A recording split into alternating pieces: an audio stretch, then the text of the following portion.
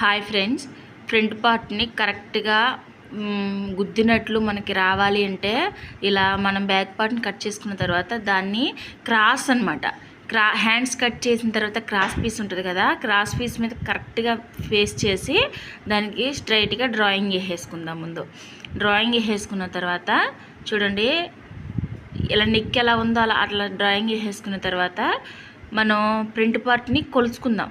ఒక్కొక్కరికి ఏంటంటే 2 ఇంచెస్ తీర్తి సరిపోద్ది అంటారు, కానీ అలా సరిపోదండి.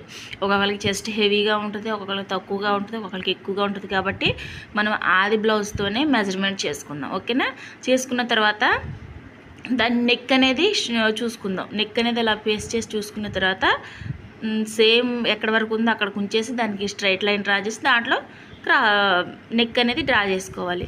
తర్వాత సంఖ లోతు ఇంపార్టెంట్ ఏంటంటే సంఖ లోతు. నెక్స్ట్ వచ్చేసి ఉక్సులు పట్టి చూసుకొని చూసారా, అలా పెట్టేసుకున్న తర్వాత సంఖ లోతు తీసుకుందాం. చూసారా, సమానంగా సరిపోయింది కదా.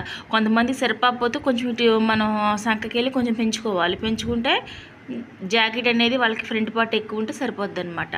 సంఖలో వేసుకుందాం. చూసారా, చూసుకున్న తర్వాత నీట్గా దీన్ని కటింగ్ చేసుకుందాం. ఇంకా కటింగ్ చేసుకొని ఇప్పుడు సంఖ ఫ్రంట్ పార్ట్ గుర్తినట్టు రావాలంటే మనం పోసే డాట్లు అండి. డాట్లు ఒకటి ఇంపార్టెంట్.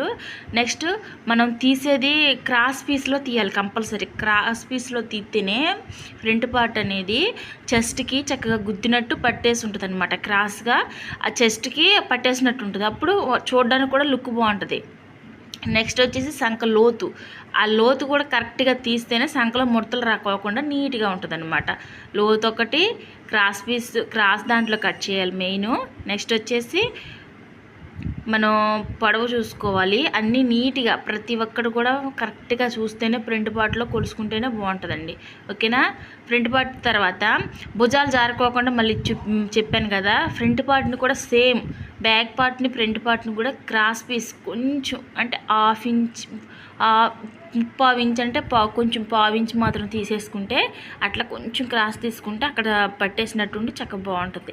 ఇలా చేసుకుంటే ఫ్రంట్ పార్ట్ అనేది చాలా నీట్గా పర్ఫెక్ట్గా గుర్తున్నట్టు ఉంటుంది.